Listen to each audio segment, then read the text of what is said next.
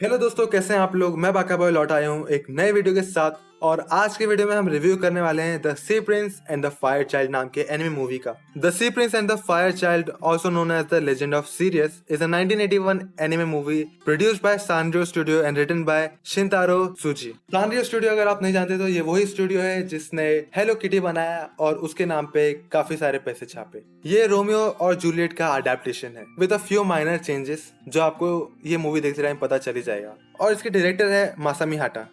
जैसा कि मैंने कहा, इसकी स्टोरी पूरी रोमियो और जूलियट की स्टोरी है। कुछ माइनर चेंजेस है। बहुत टाइम पहले फायर एंड वाटर गॉड हाइपेरिया और ओशिनस रिस्पेक्टिवली एक साथ रहते थे और एक दूसरे से बहुत प्यार भी करते थे और उनके बीच में बहुत ही अच्छे रिलेशन थे। पर उनके रिलेशनशिप से गॉड ऑफ विंड आर्गोन को जेलसी होती थी, तो उसने दोनों के बीच में झगड़ा लगा दिया और दोनों को एक दूसरे के खिलाफ कर दिया। फायर और वाटर फैक्शन के बीच में लड़ाई होती है और दोनों साइड्स में से लोगों की जान जाती है। फिर किंग ऑफ गॉड्स आके आर्गोन को रोकते हैं और उसकी आंख निकाल के ओशंस को दे देते हैं और उसकी बॉडी को ओशन में कैद कर देते हैं। दूसरी तरफ हाइपेरिया सी के पास एक होली फायर जलाती है जो कि सी को कंट्रोल और काम रखेगा। लड़ाई रुक जाती है लेकिन दोनों के बीच की दूरियां रह जाती है। फायर और वाटर दोनों एक दूसरे से अलग हो जाते हैं और ऐसा रूल बनता है कि वाटर चाइल्ड अगर सन के डायरेक्ट कांटेक्ट में आएगा तो मर जाएगा और फायर चाइल्ड अगर वाटर के कांटेक्ट में आएगी तो मर जाएगी।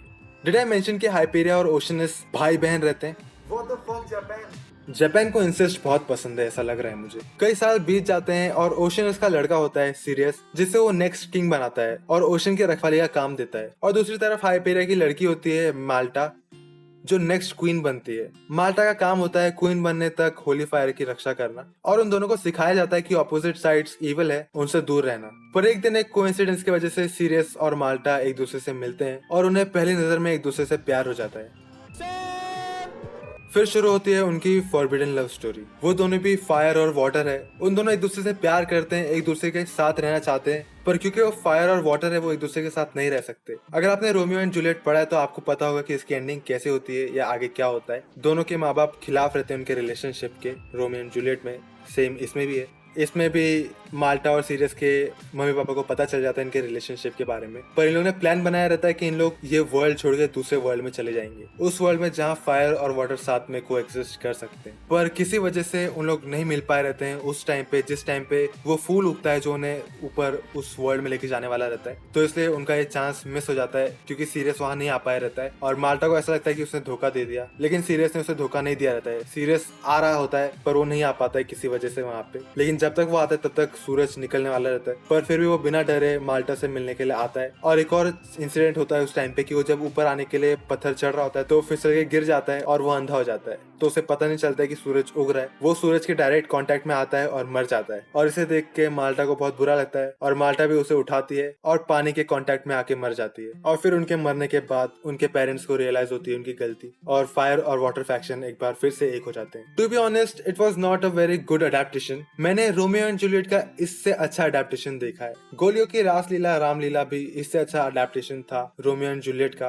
इनफैक्ट वो बहुत अच्छा अडेप्टेशन था रोमियो एंड जूलियट का। और एनिमे में काफी सारे अच्छे अडेप्टेशन है रोमियो एंड जूलियट के, पर ये शायद से सबसे पहला था। But I still like it. अगर आपने रोमियो एंड जूलियट पढ़ा होगा तो आपको पता होगा कि इसकी स्टोरी काफी बड़ी है और उसको 1 hour 48 मिनट में अडेप्ट करना बहुत मुश्किल टास्क था। पर फिर भी जैसा ये मूवी टर्न आउट हुआ उससे बेटर हो सकता था। ओवरऑल मुझे ये मूवी काफी पसंद आई और बैकग्राउंड स्कोर्स और ओएसटीज तो अलग ही लेवल के थे। 18th सेंचुरी के classical western orchestra songs, specially जो एंड क्रेडिट पे सॉन्ग बजता है वो तो मुझे काफी पसंद आया। कोई कोई सीन तो इतने बढ़िया थे कि लग ही नहीं रहा था कि ये 80s के टाइम का शो है। नहीं, मतलब लग रहे थे, इट वॉज विजिबली ऑब्वियस, मगर फिर भी 80s के हिसाब से काफी बढ़िया एनिमेशन था इसका और इसके बैकग्राउंड्स भी काफी अच्छे थे। फैंटेसिया जो कि 1941 में आया था उसका एनिमेशन इससे अच्छा था देखा जाए तो, पर फिर भी इसका एनिमेशन बुरा नहीं था। 80s के हिसाब से बहुत अच्छा था 80s के एनिमे के हिसाब से, क्योंकि एनिमे में पहले इतना पैसा नहीं था। और फैंटेसिया जो कि डिज्नी की मूवी है उनके पास स्टार्टिंग से अच्छा खासा बजट था और अच्छा खासा टैलेंट भी था। अगर आपको पुराने एनिमे एस्थेटिक्स पसंद नहीं है तो आपको ये नहीं देखना चाहिए, पर अगर आप मेरी तरह sucker for old anime aesthetic हो तो आपको ये देखना चाहिए। It's not a must watch, पर ये काफी अच्छा है, तो देख लो अगर आपके पास कुछ और नहीं है देखने के लिए इस क्वारंटीन में तो। और अगर आप ये देखना चालू करोगे तो स्टार्टिंग में थोड़ा पेशेंस रखो, क्योंकि हर 80s के एनिमे की तरह इसकी स्टोरी को भी किक इन होने में टाइम लगता है। मैं इसे रेटिंग दूंगा 6 आउट ऑफ 10, 6.5, 6 और 7 के बीच में। As I said, it's a one time watch. अगर आप एनिमेशन के स्टूडेंट हो तो आपको देखनी ही चाहिए ये। और ये कि आपको अर्ली 80s के सारी चीजें देखनी चाहिए, क्योंकि इसी टाइम में एनिमेशन और एनिमे इंडस्ट्री इवॉल्व हो रही थी। सेल एनिमेशन इवॉल्व हो रहे थे, आर्ट स्टाइल इवॉल्व हो रहे थे, कंसेप्ट इवॉल्व हो रहे थे, जापानीज एनिमेशन में न्यू टेक्निक्स का इंट्रोडक्शन हो रहा था। कई सारे स्टूडियोज धीरे धीरे डिजिटल एनिमेशन और CGI का यूज करना स्टार्ट कर रहे थे। ये सारी चीजें आपको अर्ली 80s में देखने मिलेगी। उन्होंने उसी टाइम से काफी सारी चीजें एक्सपेरिमेंट्स करना चालू कर दिया था। 80s का टाइम काफी एक्सपेरिमेंट से भरा था। और अगर आप एनिमेशन के स्टूडेंट हो तो आपको 80s अर्ली 80s के शोज देखने चाहिए। आपको काफी पता चलेगा कि एनिमे या एनिमेशन किस तरीके से इवॉल्व हुआ थ्रू आउट द जो भी उसका